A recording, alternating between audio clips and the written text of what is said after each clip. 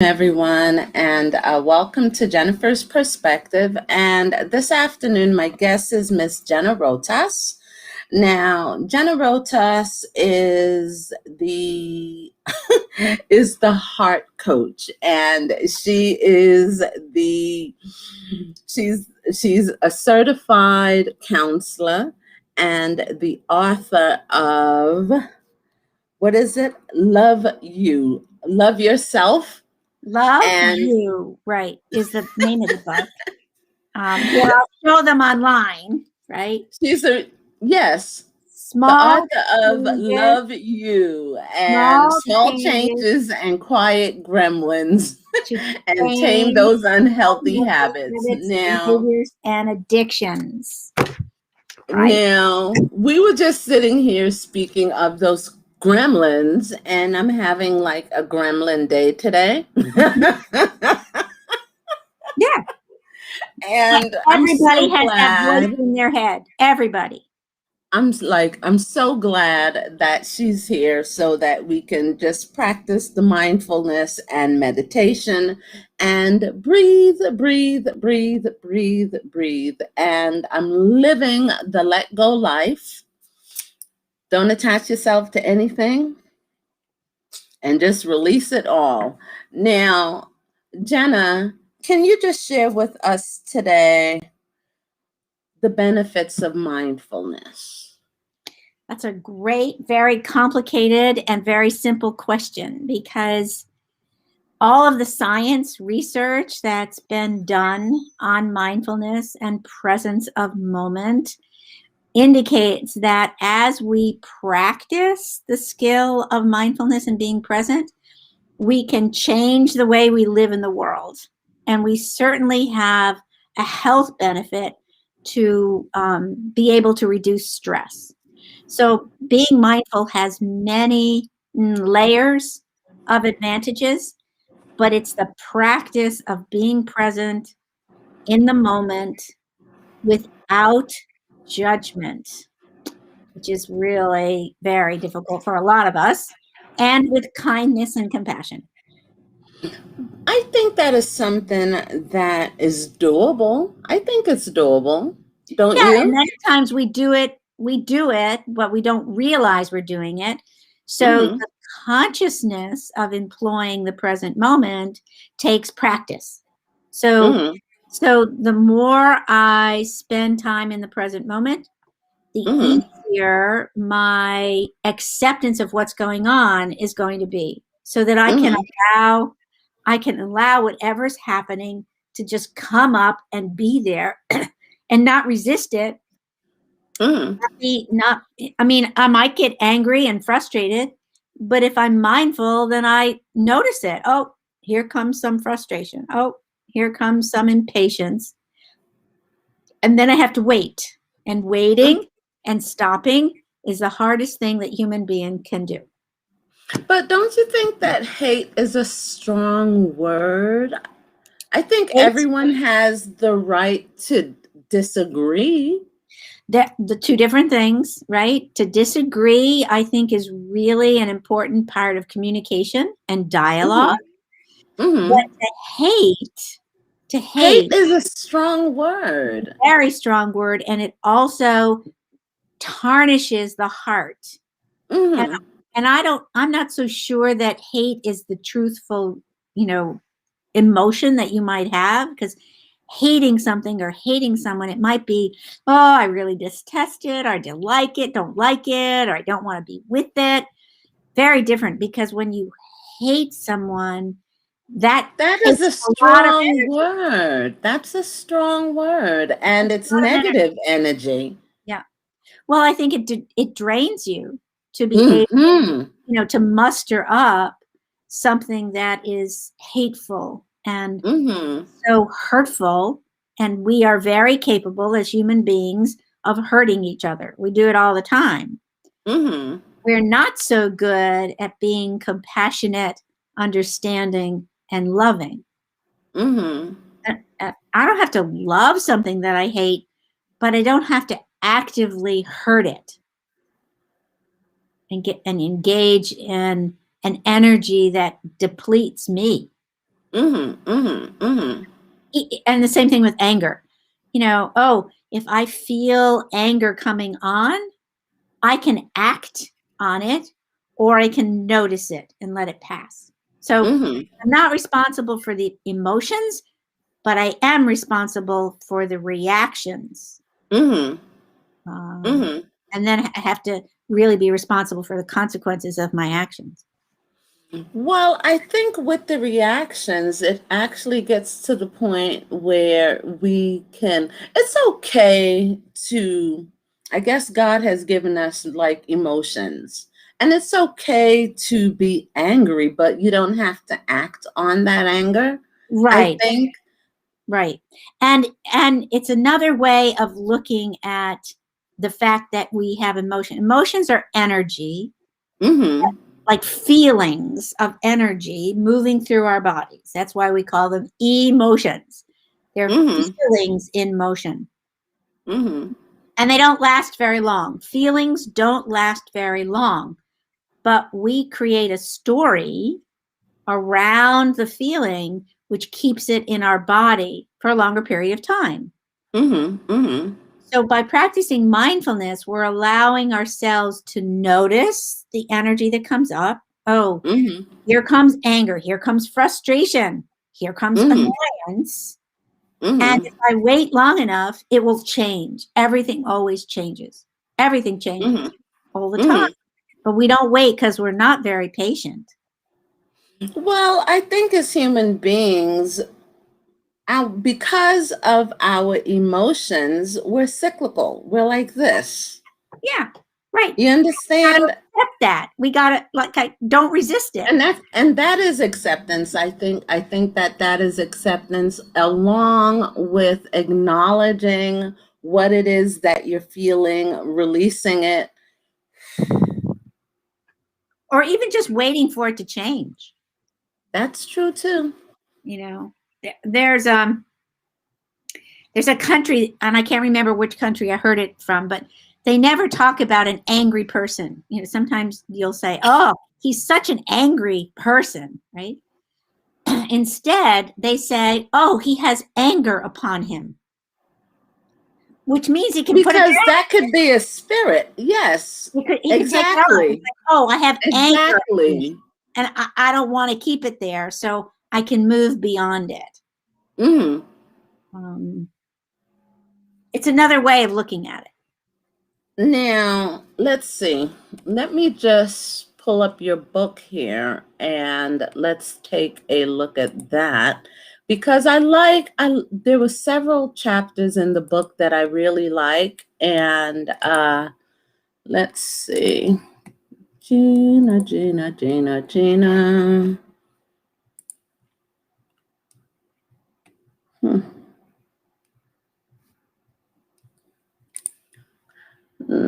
Now that is the biography. There's so many parts of us, and so many dialogues inside of us.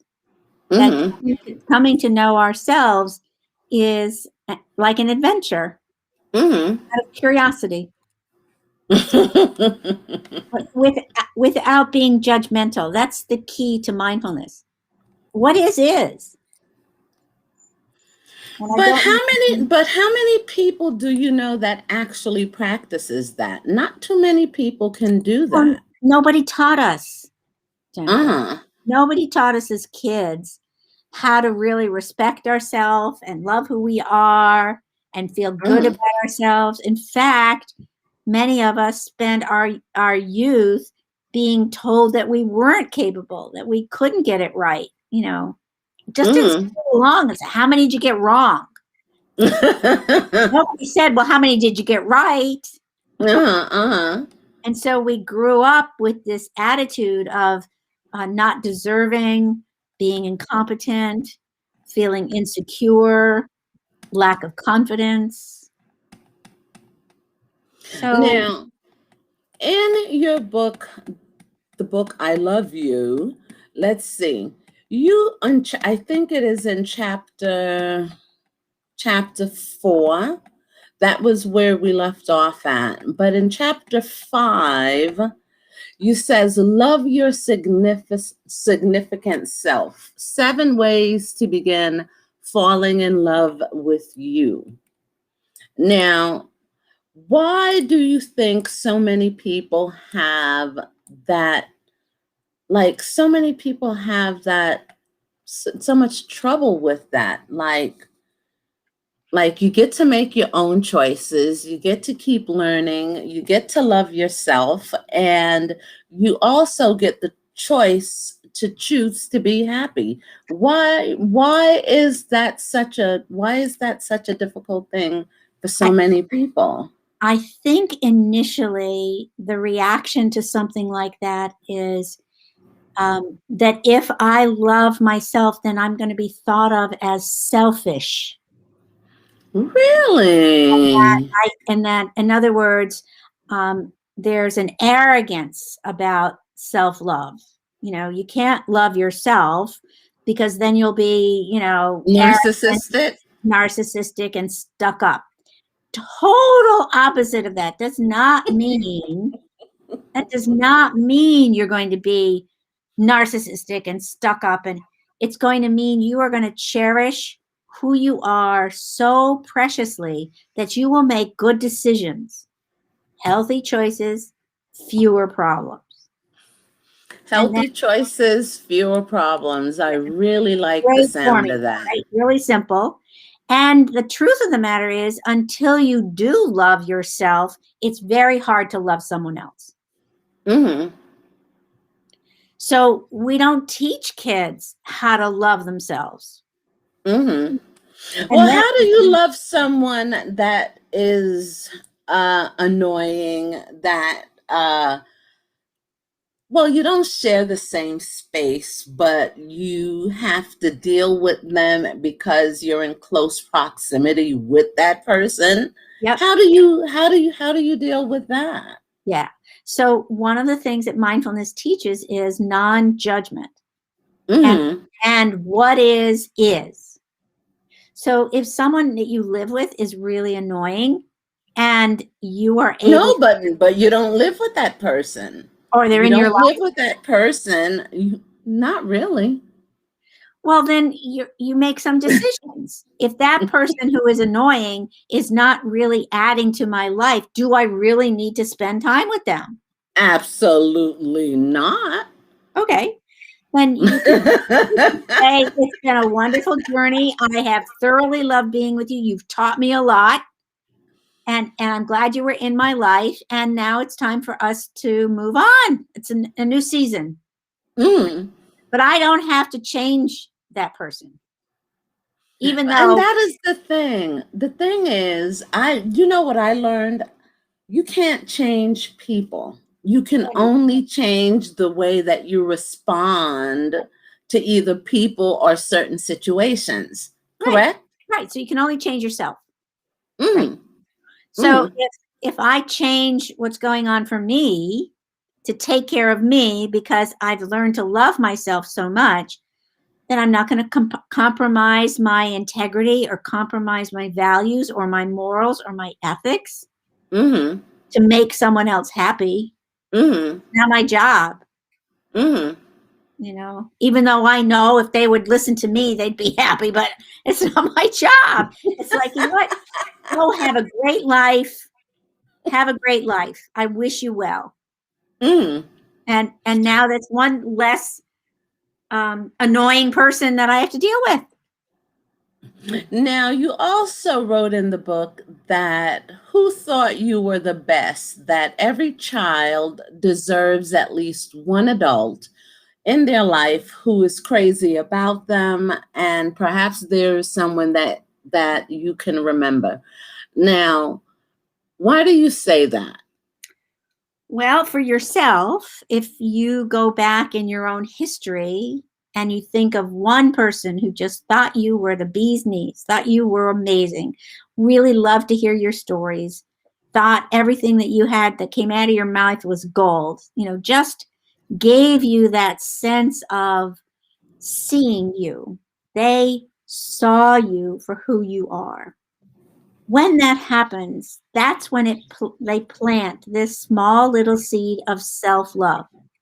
Somebody sees me. It could have been a parent. It could have been a relative. It could have been a neighbor.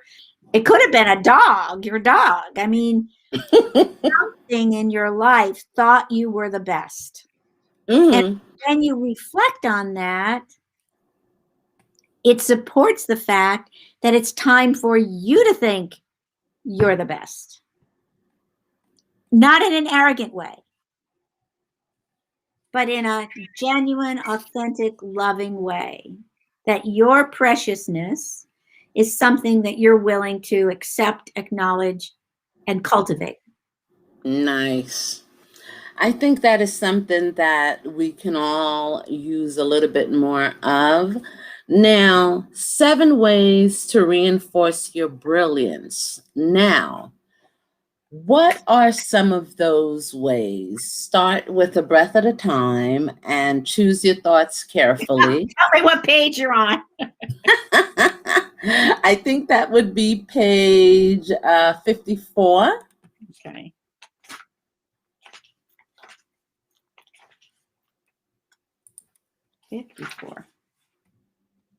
Okay, so it's not where I am in this book, but.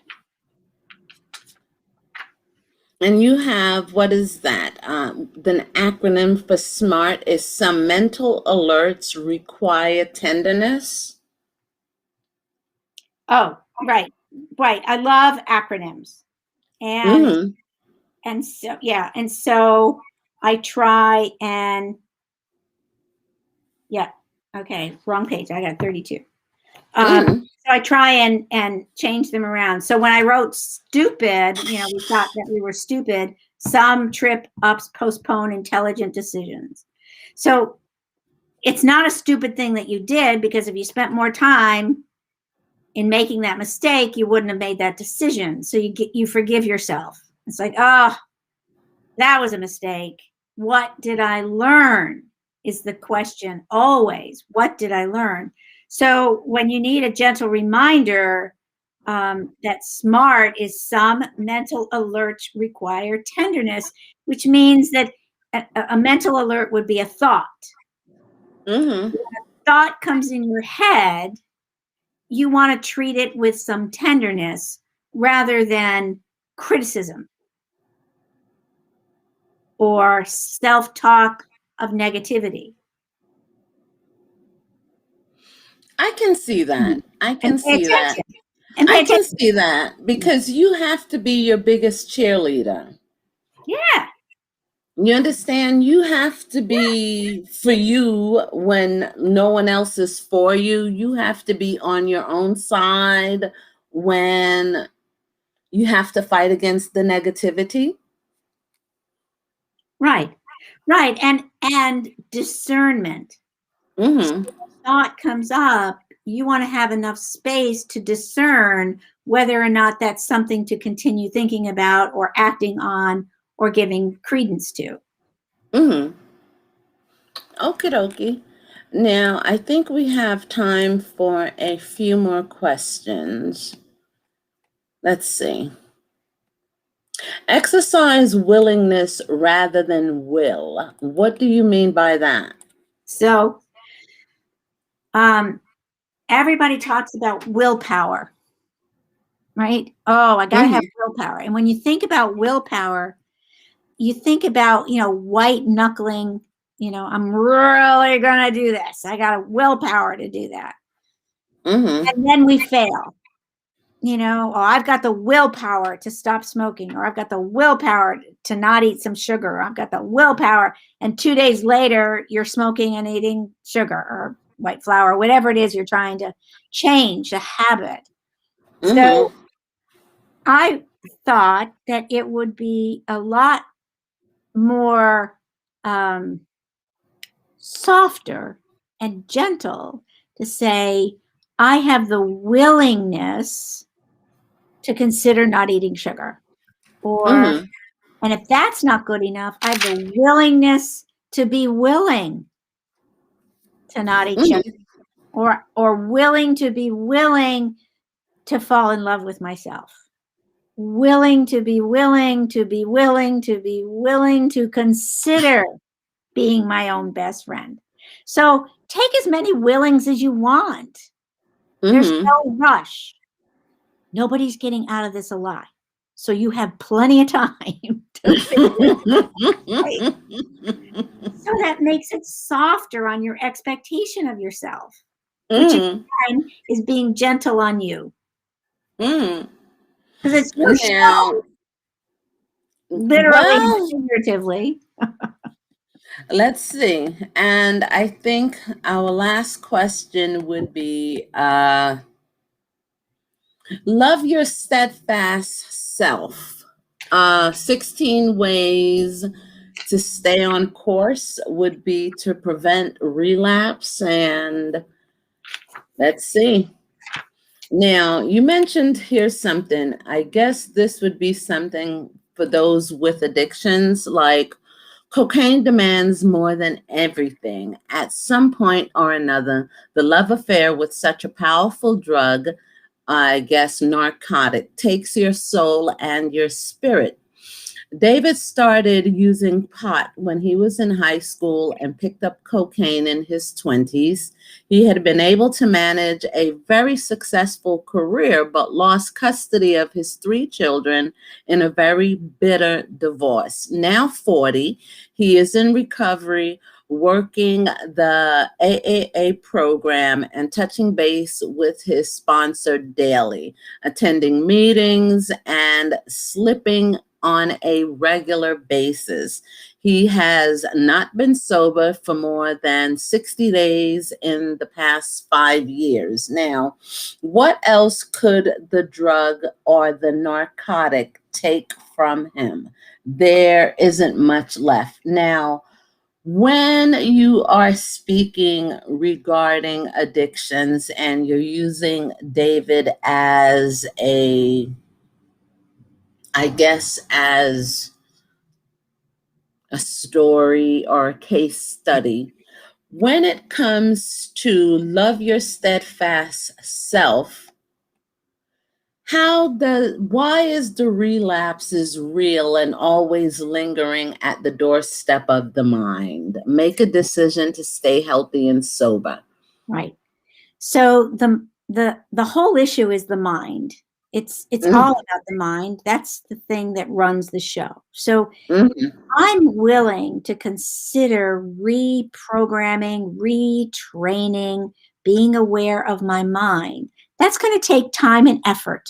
It mhm, doesn't happen overnight. mhm, So the fact that you're capable of being sober and healthy is a kind of like a base. Everybody has that ability to be sober, healthy, and a capable human being. We have that mhm, ability. It's the old habits that we've incorporated into our minds and into our brains that keep us off track. And there's a wonderful book called The Power of Habit, because the reason you develop a habit is so the brain doesn't have to think. mhm, And rerouting those neuron connections in your brain takes practice. mhm, You have to practice being willing to be sober, even mhm, if it's on a moment by moment basis. And that's why any programs like AA or any Alcoholics Anonymous, any programs, 12-step programs, are going to help keep you in the throes of reminding you about a new habit. What happens with an urge just before you pick up or you're going to involve yourself in the addictive behavior is it takes over your thinking, and it's always there. That urge and that habit is always in your mind. So you have to be prepared to wait for the urge to move through you. So one of the strategies, we call it surf the urge. So which means stop and wait for that energy to move past before you go ahead and pick up or get engaged in an addictive behavior that's causing you problems. Does that make sense? Mm-hmm.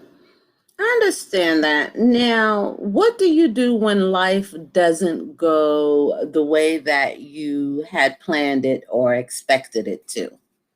which happens on a pretty constant basis. Yeah, but that's why it's called life. And that's why we did this right. And so your willingness to accept what is and Mm-hmm. and not resist it. It's like, Mm-hmm. It's a oh well, surrender. It's it's a a surrender, surrender. right? And it's a faith that things are going to change. So, oh, that didn't work the way I wanted it to work. What did I learn?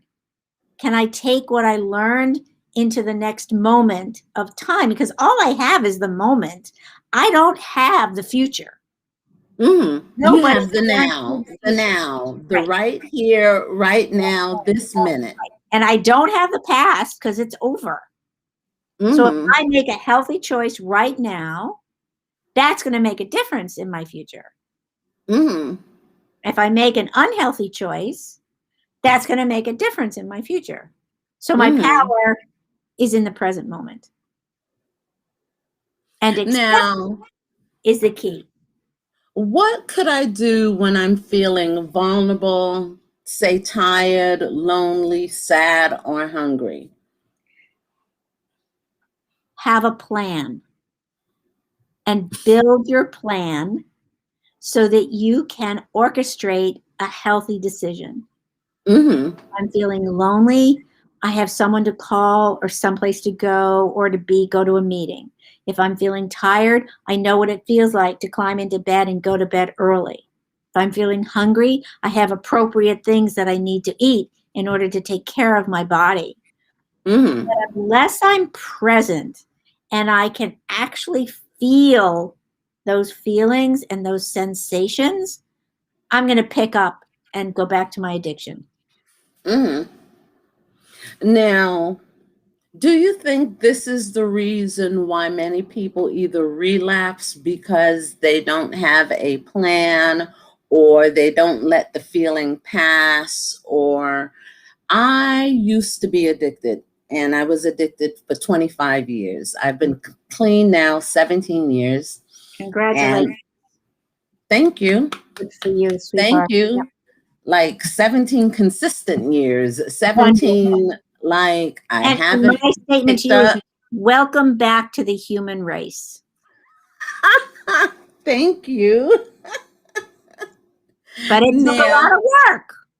yes, it did. Right. Yes, it did. It took a lot of work.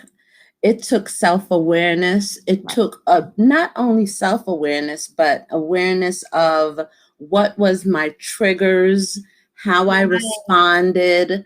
Right. You understand how I responded, how I not only that, how I view myself, the Right. people around me. I had to be aware of when I say everything, Everything. Yes. Everything. every single thing. And people say, like, what do you mean? I had to be aware of the company that I kept, Right. the people that I was inviting into my inner circle. Right. Absolutely. Mm-hmm. Because all of that impacts your thinking and your decision making. Mm-hmm. Yeah. But you were willing to be willing to be willing to be willing To be willing to be willing. to do just that.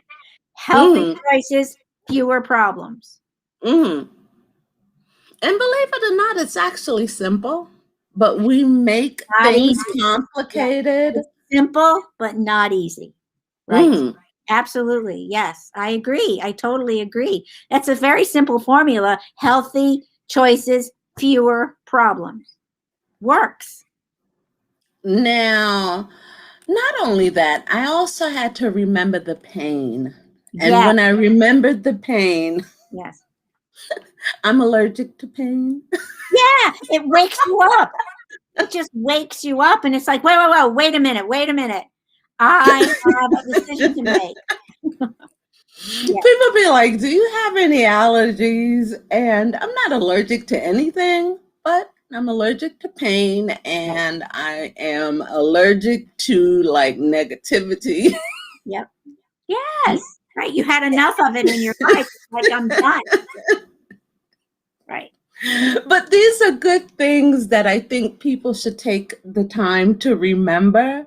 Yes. And when it comes to loving you, remember the good things as well. And I think that is also something that would actually keep you centered. Right. Because when you remember the good things and you remember to laugh and to remember that you do exist and that, you know, those quality happy moments, even the quiet moments, they're actually worth it. And I remembered on my own journey of sobriety, I remember that one day sober was better than all the years that I spent not sober or addicted. And I sat down and I realized that. I mean, like every minute, every second, every day that I spend sober, clean is one day better than when I was in my addiction. Absolutely. Absolutely. Absolutely. And that's the congratulations, and that's the benefits that you Mm-hmm. receive on the other end, and why your sobriety is your priority. Mm-hmm. Oh yes. Yeah. It, And so it makes for a more joyful life. It's like, mm-hmm. I don't want to give this up because I enjoy the fact that not only am I loving myself, but I have the capacity now to practice love, to share love, to be grateful, which we know with all the Mm-hmm. science around gratitude is really powerful, around the power of the heart. Mm-hmm. Yeah. Yeah. Congratulations again. Oh, thank you. Now, you also have, let's see, just maybe your mother was wrong. Now, can you just explain that? Right. So that, What does that right, mean? with all of the clients that I have worked with over the years, the theme that many of them would share was the messages that they got growing up. Not Mm-hmm. necessarily from mom, but from dad and relatives and the media and everything else. And those messages were not supportive for your own brilliance and your own capacity to be able to be strong enough to make healthy decisions in order to have fewer problems. So Mm-hmm. so recognizing that all of the stuff you believed with your 8-year-old brain or your 10-year-old brain or your 15-year-old brain was not necessarily the truth. Mm-hmm. And now, as a sober adult in the world with the capacity to love who you are, you realize that your poor, precious 8-year-old self really didn't know the difference, Mm-hmm. and that those messages were not true. Nice.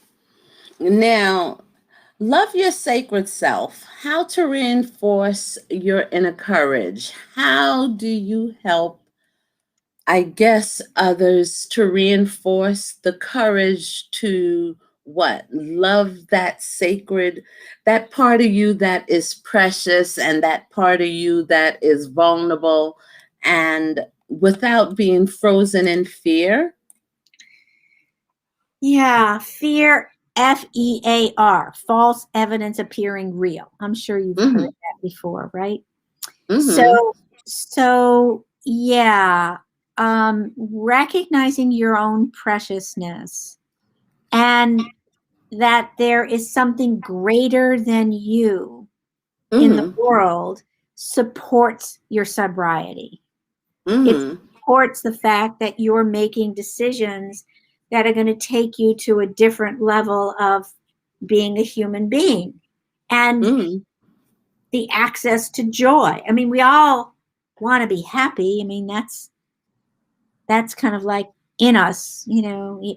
Most people say, "Yeah, I want to be happy." Well, that takes some work. It takes Yes, it does. Yes, it does. thinking, it takes some planning, it takes some awareness, it takes some, but joy, you're able to be joyful even in the pain because life is painful. But you can find moments in that sacred preciousness of yourself to feel moments of joy. Mm-hmm. It could just be a breath, or it could be walking by and having the aroma of a rose hit you without even knowing where it came from, or seeing the smile on someone's face brings a sense of joy. Mm-hmm. I think it's like joy is an attitude, whereas happiness Mm-hmm. is a destination. And Mm-hmm. and the sacredness of who you are is the witness to Mm-hmm. the sacredness and to the joy and to the happiness. So that precious part of you that needs to be cultivated.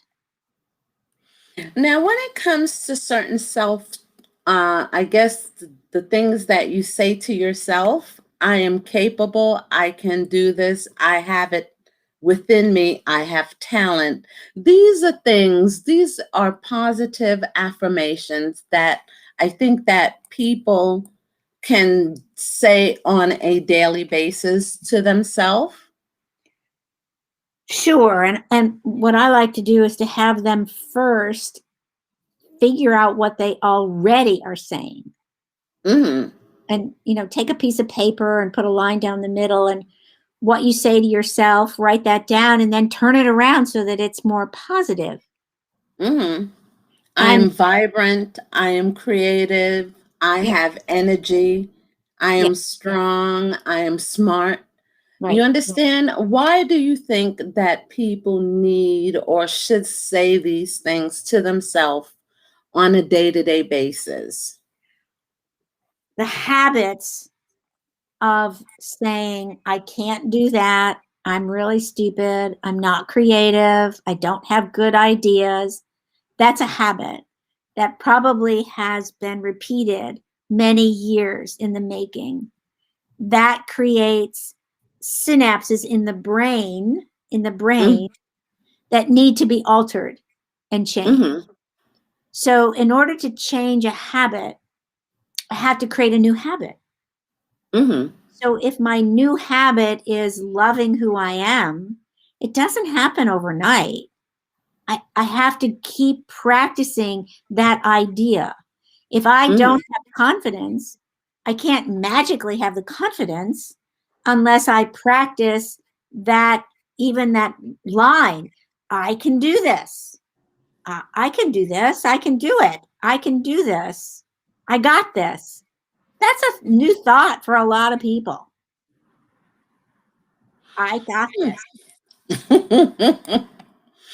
And I guess our final question would be, would you sabotage yourself to make him or her right? So Do, do we do this as human beings? I'm sure you have experienced that in your recovery of sabotaging yourself more than once, Mm-hmm. right? And Mm-hmm. so that idea that someone doesn't have faith in us, that someone doesn't think we can do it, you know, Mm-hmm. I had a number of clients whose family would say, "Oh, you're never going to be sober, or you're never going to get off drugs. You're never going to stop spending money. And it's like, well, if I do get off drugs and I do cut up all my credit cards and get my life financially stable, I'm going to make them wrong. I want to make them wrong because they don't believe in me, but I believe in me. So I don't Mm-hmm. need anybody else to believe in me. I Mm-hmm. believe that I can change because that's the only person I can change is me. And it takes courage and willingness, and it is possible. Well, I'm a witness. I'm a I living know witness it that it is possible. is possible. And I know you worked hard, bless your heart. Mm-hmm. And thank It you for takes a doing lot of courage. Oh my God, Miss Gena. that. And yeah, Thank you so very much for you're your time welcome. today. You're welcome. And I think, let's see.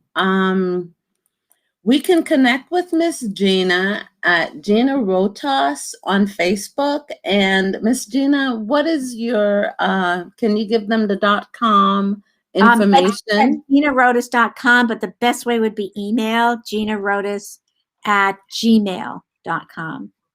All right. Okay. Thanks, honey. Well, you're welcome, Miss Gena. Thank you. Yeah, this was And thank fun. you, everyone, for joining. And on that note, have a wonderful day. And we'll see you again on the next session. Have a good day, everyone. Bye. Bye bye.